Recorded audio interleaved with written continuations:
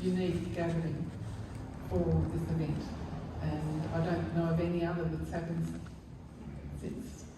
The motivation behind it was to raise the profile for a friend of mine that I've known since he was about 6 years old, from the Tiwi Islands. And this is, people know of me, if they know my work in writing, would know of me as a member of the Marika family and also particularly close to Thankupi from Weaver. But my other equally important family is the Tiwi family of Puruntatameri, from both Bathurst and Melville Island. Bathurst initially and Melville secondly. For some of you who don't know about the Tiwi Islands, they're just off the coast of Darwin, about 15 minutes flight if you go direct. But of course the planes don't, they hop around the different communities and finally end up there, usually half an hour or an hour late. Hence our nightmare on Thursday when the plane from the Tiwi was circling Darwin Airport when the plane was about to leave to come to Sydney. Qantas cancelled that plane anyway, leaving Robert on the streets of Darwin with nowhere to sleep. And having difficulty communicating, Robert was ringing me, so my phone went out of charge 24 times that day until we finally got him into the only bedroom left at the airport, which had 4 beds. Wow. But was $300 a night. Yeah, that's right. Yeah. But he had it all. Yeah. Especially when I told him that the AFL was on at 7 o'clock and just stay in his room and order room service. So it was a good end, and he's probably told lots of family about it in the meantime. But he's going straight home, hopefully, when we get to Darwin this time. The long story is too long, but it's important. Some of it is important, and if I ramble on too much, just put your hand up and I'll come to. Truly, I mean that because I'm very, very tired. The Puruntatameri story is that as a young, relatively young, 23 or 24-year-old, I was sent by the boss then, Nugget Coombs, to Darwin to investigate what on earth the government from Canberra could invest in or bring to fruition in the Aboriginal communities that was contemporary art or contemporary creative events.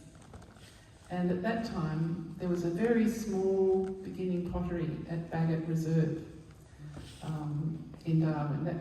These things were compounds. It was actually called Bagot Compound, a compound for putting vagrants who were all Aboriginal people, traditional owners of Darwin, but totally ignored. And I was told by the then head of the Aboriginal Affairs section in the NT government that there were no Aboriginal people in Darwin. And I said, well, who was playing basketball on the court outside my motel last night? They were all Aboriginal people. And they said, no, they were colours. So that was the era that I first met Robert's father, who was the first Aboriginal potter to be brought into a scheme by the government to try to educate ignorant people from the bush. It was brought about by the NT government making a deal with the University of New South Wales business arm. It was a business investment project called UniSearch. And they did research into things that business might like, and then the university could make a lot of money. So believe it or not, I discovered, because I loved pottery, and this was a pottery unit. At that time I was finishing probably about year 4 at the National Art School in ceramics myself. And I had a working studio at home. I discovered that at the university, this UniSearch mob, the real purpose of their study was to study hand-eye coordination of Aboriginal people. In other words, they were so different, considered so different that they may have a different way of functioning physically. So they had a study, and so therefore they were getting people like Robert's father to do the same manual task for days and weeks, just like learning the piano, doing scales. They were learning ceramics in that way. There was no concept of culture, land, environment, religion, thought, nature, the skies, the earth, surrounding anything, because they were trying to assimilate them into our world and use their natural skills to basically make an industry in their communities, and someone had suggested ceramics. So to cut that story short, an enterprising person thought, well, this happened in Africa. They turned from traditional pottery into stoneware, and this man called Michael Cardew from Cornwall went off there to do it in Abuja, which David knows well because we drove there hunting for this ancient pottery that used to be there just shortly after this. And so Michael Cardew was paid to come to Australia to be the head to show Aboriginal people the skills. But he was a wacky, wonderful, inventive, creative person, and he only stood it for 4 months and left. But nevertheless, the style of art is what has influenced the Puruntatameri family until today.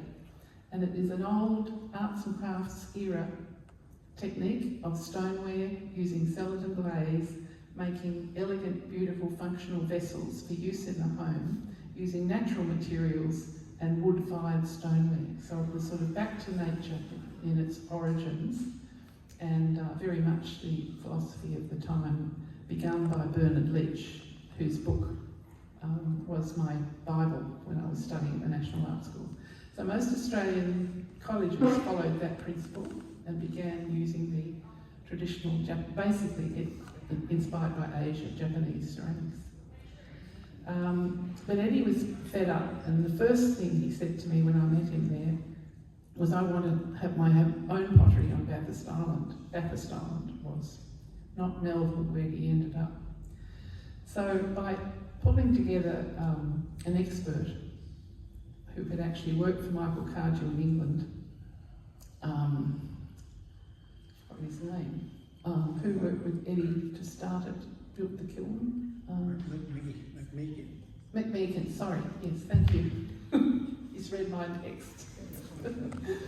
Ivan McMeekin, and he had a unit at the University of New South Wales that actually made ceramics.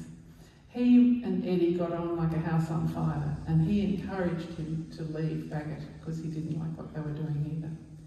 So Eddie ended up on Bathurst Island, and I got Ivan to do a survey of all the materials on the islands that were like rocks, ochre, clay that could be used following the Cardew tradition. And that was a groundbreaking study that convinced the government that, well, this must be scientific, therefore it can happen. It wasn't long though before Eddie really wanted to go to his traditional land. The land is Rangani, which is the name of this installation here behind me, because that's why we're here, the historic significance of having this made by Robert at this time when really he's in not a last, but a very mature end of his career, where making and throwing pots has become a little harder because of health, and we didn't want it to die out, and we wanted to show him publicly that there is worth to this concept because it's a beautiful philosophy and a wonderful way of making ceramics. And he is our last master potter in that style, with a tradition that stretches back to the original Bernard Leach and Michael Cardew. When was that? I'll just keep going for a minute without asking questions along the way, but remember the question. Because otherwise I'll lose my track and then you have to give up on me. So Eddie just left the pottery and went over to Rangani, or Munapi, as it's now called. The town name is Pirulangimpi, on northern Melville Island, the neighbouring island to Bathurst. And Ivan went to build him a kiln, and that's how the Pirulangimpi pottery began. First of all, Eddie trained his eldest son, Cecil, and that was going well, and then there was a huge family tragedy which is commemorated in the middle pot at the back there, and that depicts a Pukamani ceremony. Some of the texts on the internet are slightly erroneous about that tragic event because it's almost too painful to describe in detail what happened. And I don't think Robert wants to do that publicly, do you? I'm okay with it, Auntie Jenny. Okay.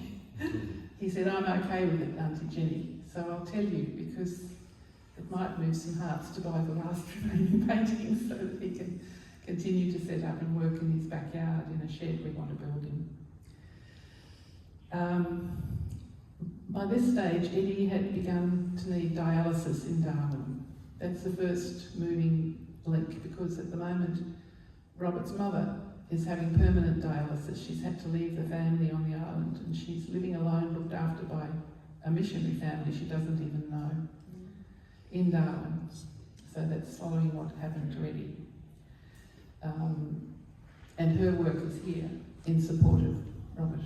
Historic work as well as contemporary work, these paintings on the wall, she specifically did to protect and encourage her son.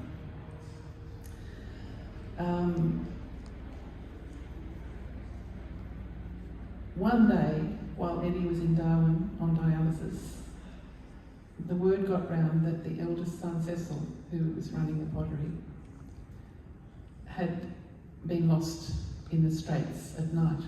There's a strait that runs, very fast running strait between the two islands. He was found, and he had, we don't know exactly what, but found on the shore, and clearly something had happened, put it that way. I don't really want to even think about it. But the place teems with sharks, crocodiles, everything you can think of. Eddie heard about that news, and while in dialysis ripped the cord out and immediately rushed home, and within 2 days had died as well. And so that's the double death of everything, including the pottery. Some time went on, and Marie, the mother, rang me and said, Robert was so distressed by what had happened in the family, he'd become basically a tearaway. He was having car accidents and, just in such grief. Could I help, because she wanted the pottery to continue for the family, and she knew the import of it. So I have helped Robert along the way for probably 20 years. We counted last night something like 30. But in just a family way, nothing formal, no grants from big government. Until about 10, 15 years, when did we start the Aboriginal Benefits Foundation? Adrian? 2006. So Adrian, myself, Robert Edwards, and someone else, Shane Simpson, started the Aboriginal Benefits Foundation, which still continues, and we give grants, very small grants, because we find it hard to raise money, for people in distress, Aboriginal communities, basically for welfare, but involving art in some way, because we all come from an art background. And so we were able then to raise some money for Robert, to send him down to revive his ideas about ceramics and get him enthused that there are a lot of people out here in the diaspora of world that love Aboriginal art, but we also love ceramics. And it's not just a nothing thing in a community, that sits in a shed and someone plays with clay. This is a real art, and it's in the big museums of the world, and it's worth a lot of money.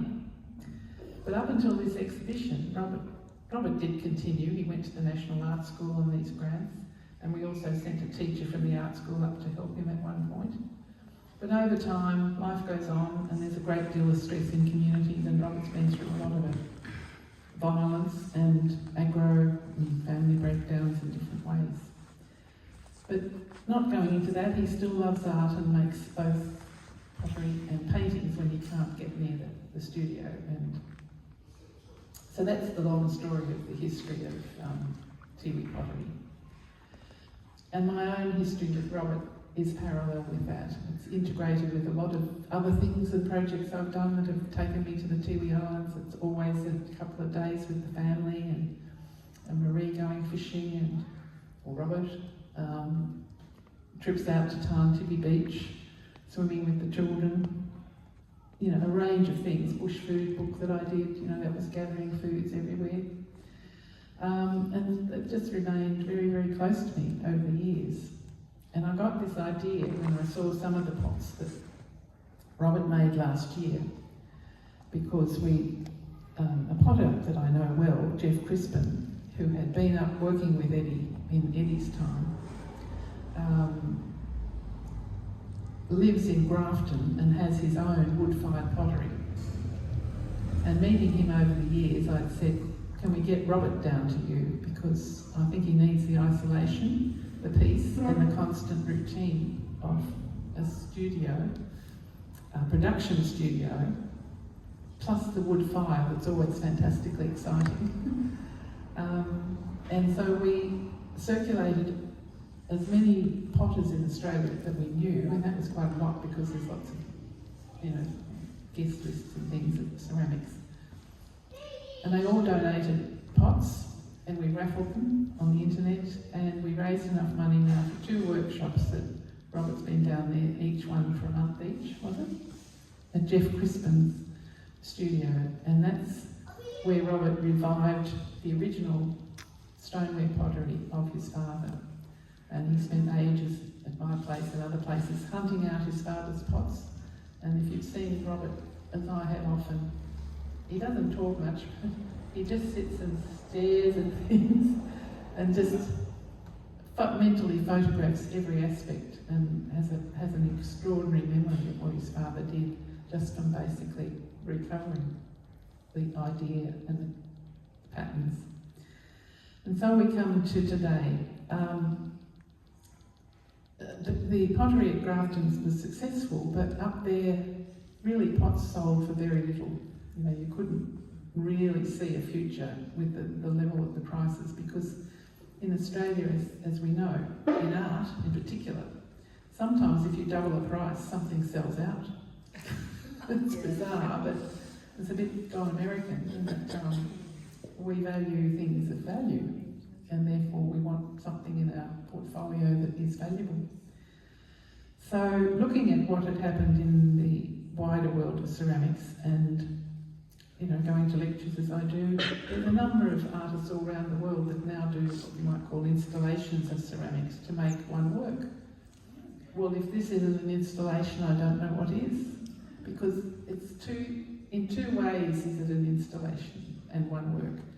It's in the aesthetic visual way that I've described as shapes that relate to each other and correspond to make one statement, but it's also in the Indigenous way. This is, once I looked carefully at each work, knowing what I do about Tiwi thought and background and history, I could see this was his statement about himself, sitting alone in Grafton, making pots all day and not talking to anyone. And about the family he'd left behind and the troubles with the kids and this and that. And I told him, or asked him, could he please think hard about it and write for me on a text what he thought he was doing in those pots that have all come down. And I've got a statement from him that, would you like to read it, or would perhaps this is, for those of you who haven't been introduced, this is Robert's niece, Shaniqua. And Robert has difficulty speaking because some time ago he had cancer and he had his larynx removed. But he can, but it may not work on the microphone.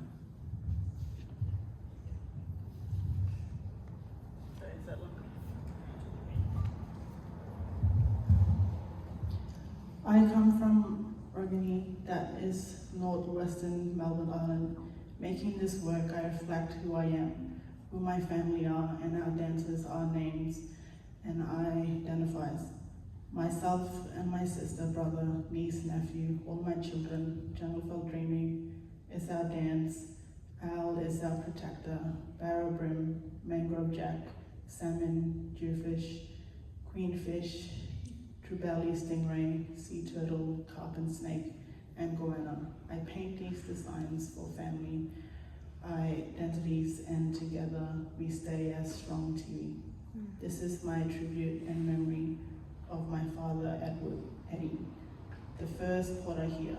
He made pots this way, throwing clay on his wall while we kids watched. He loved to fire in a wood firing kiln, taking a long time. I hope one of my kids will be inspired to carry on. Special. So that's Rangani, and you know, if any can stay a little bit after this talk, Robert can point out the aspects of that statement. For instance, he mentioned his father. There's a pot at the back that is a memorial to his father's funeral ceremony of that occasion I told you about. That's sitting.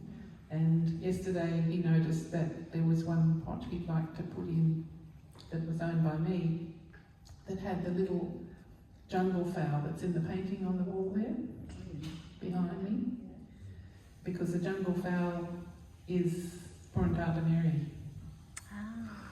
And so the jungle fowl's on the wall there as the big protector.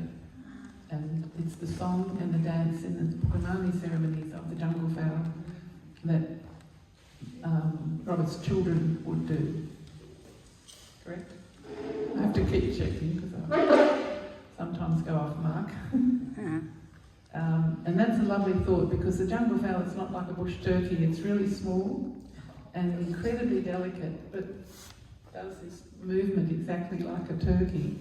And so the kids do that, and then show me the way they hold their hands when dancing. And stand up, show the wings behind. No one can see that.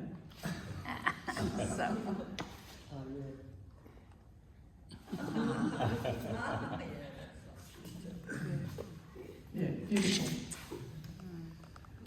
So after we finish, we can do that. Raise it out. You leading. Sounds like fun. So I think that's probably enough for me. I mean, back on the economic aspect, clearly this is a chance to give Robert his due, and by the look of the soul thing that happened. This has sold as one work, and it's going into a regional gallery in Victoria. Wonderful. Yeah. And that's a gallery that actually collects, well, I can't say it because apparently it's bought by a donor, and she rang me this morning and said she's already passed $4,000 over as a deposit. And she said, don't tell anyone the gallery yet because I've got to tell the director this is coming.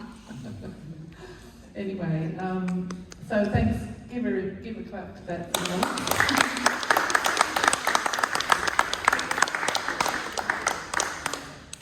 And it's very exciting for him and the family. So we're going shopping tomorrow. No. Has your pot been added to the suite, or are you going to reclaim it? No, I'm claiming it as back.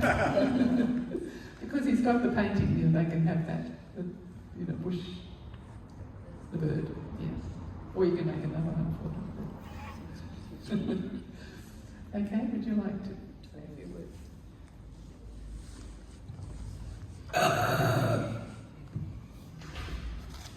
Firstly, I'd like to thank Simon for hosting the exhibition show. Secondly, I'd like to thank people that come today.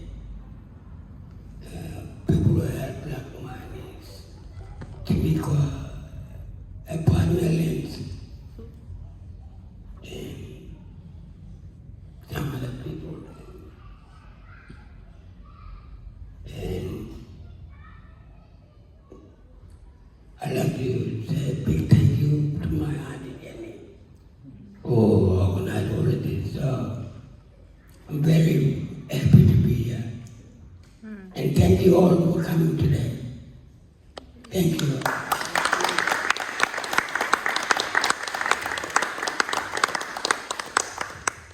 Thanks everyone for coming today.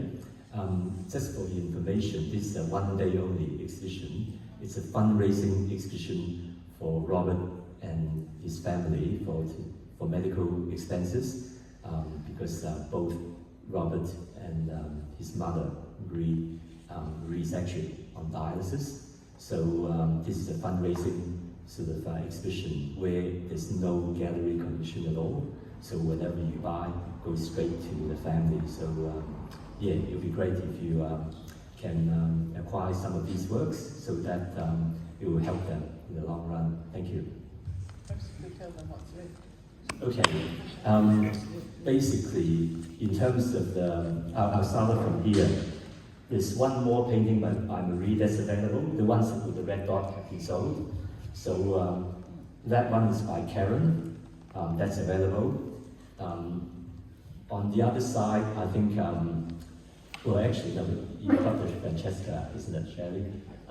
There is still, actually, that one is a really good one. The plate, the ceramic plate by Marie is still available, which is sitting there.